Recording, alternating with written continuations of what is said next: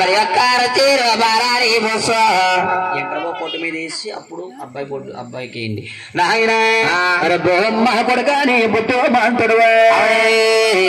మాంతుడువా నీవు పెళ్లి కొడుక బొమ్మ కొడుకని బొట్టు మగడవానా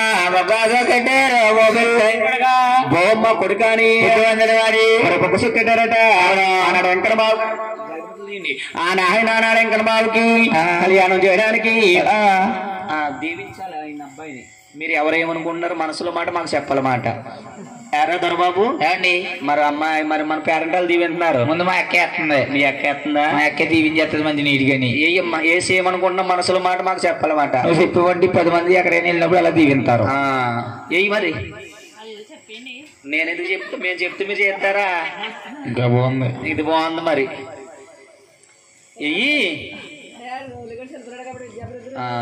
ఏమనుకున్నా మరి మనసులాగమ్మా వేసే కాదు మా పెద్దమ్మ కంగారు ఎక్కువ ద్వారా మరి అండి నాకులాగా ఏమనుకున్నా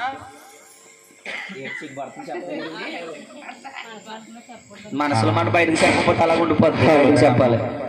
ఇదేంటి ఎవరు చెప్పు నువ్వేమనుకున్నావు పెద్దమ్మ అది బాగా అన్నావు ఓకే ఈవిడేమనుకుంది మరి ఏమన్నా పెళ్లి బేగ అయిపోవాలనుకున్నావా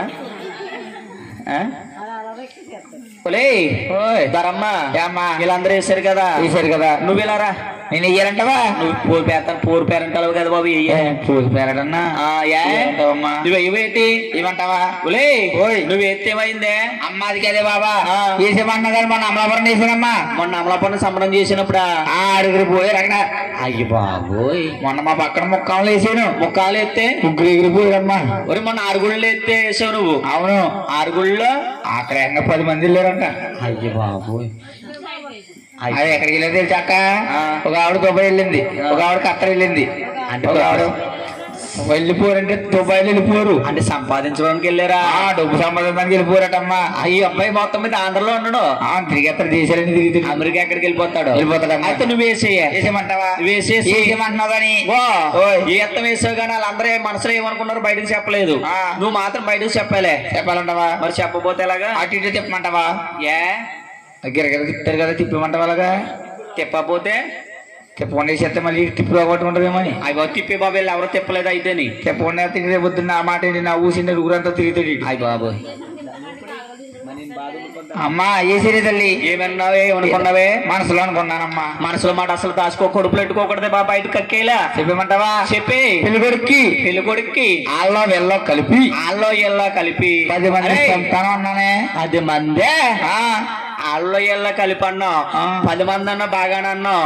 వాళ్ళకి అలా నోరాగలని చూస్తున్నారు 10 మంది అంటే ఎంతమంది అబ్బాయిలు ఎంతమంది అమ్మాయిలు అని చెప్పుకోదు అంతలకి అది చెప్పాలా మరి ఏంటి తెలుతులేదు వాళ్ళకి పాపం 9 ఏమో ఆడపిల్లలు 9 ఆడపిల్లలు మీ అమ్మాయి నాన్న అన్నారు ఇక్కడ ఏరి అల్లిపోతారు ఇంకా దెబ్బగానే 9 ఆడపిల్లలే ఒక అబ్బాయి ఆడెందుకు లాస్ట్ ఇంకా వంశోద్ధారికిడేమో వంశానికి కొడుకున్నాడే లాస్ట్ ని ఇడిచిపోవడానికి మరే వంశానికి ఈ 9 సాగడం పాలే దేవుడు జీవితం సంగనానికి పోద్ది మొత్తం సంగనాసి నువ్వు వేసావు కదా మరి నువ్వు వేయాలి కదా నేను వేస్తాను పెద్ద దిక్కు లోకం మా అమ్మాయి ఏమనుకుంది ఒకసారి మా పెద్దమ్మ ఏమనుకుంది చెప్పవా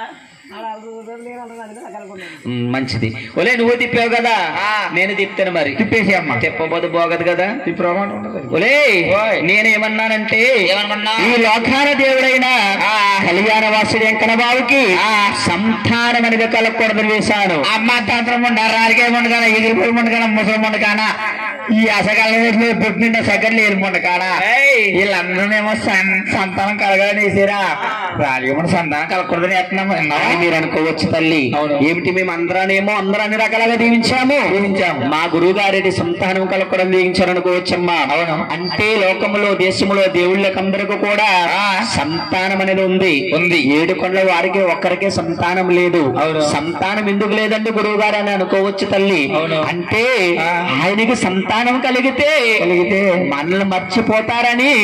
సంతానం కలగకుండా అలాగ ఉండిపోయాడు భగవంతుడు మన దేశంలో ఉన్న వారందరూ కూడా ఆయన బిడ్డలమే మనమందరూ ఆయనకి బిడ్డలమే అవును మనమందరూ కూడా ఆయనకి భగవంతుడికి బిడ్డలమే తల్లి. అందుకే 7 కొండల వారికి సంతానం అనేది కలగలేదు మాట. అవునండి, మనమందరూ కూడా ఆయనకి బిడ్డలమే మాట. సంతానం కలిగితే మళ్ళీ మర్చిపోతారని కళ్యాణాంకన బాబు